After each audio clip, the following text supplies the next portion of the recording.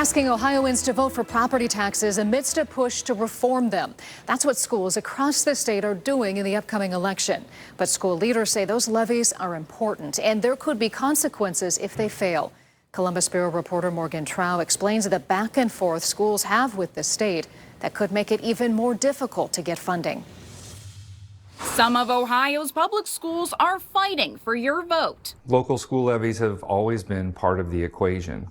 Unfortunately, it seems like there is a great possibility that they're going to become a bigger part of the equation. This November election, 108 school districts across the state have levies on the ballot, with 34 in Northeast Ohio. Ohio Education Association president and former Parma teacher Jeff Wensing cites data from nonpartisan research group Policy Matters Ohio, which shows that the state has slashed the expected public education spending by nearly $3 billion over the next 2 years. In order to deliver on that promise of a great public education, we need to provide the resources that our students need as well as our educators. He says that because of rules passed by the lawmakers, levies are the only option. But when we asked state lawmakers like Finance Chair Brian Stewart about schools consistently going back to the ballot, he said, "Well, I don't think that's true. School boards and administrators can find ways to do their job.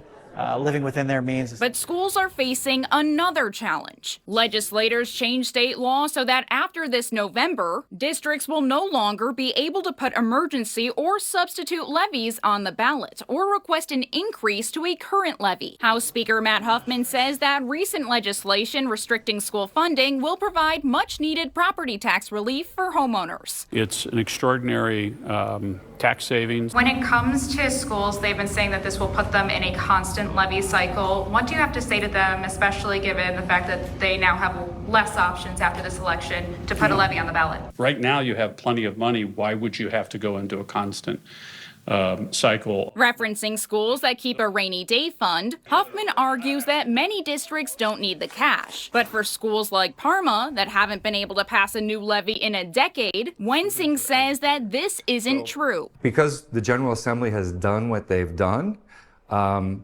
people have to make hard choices. What happens if these levies fail this November?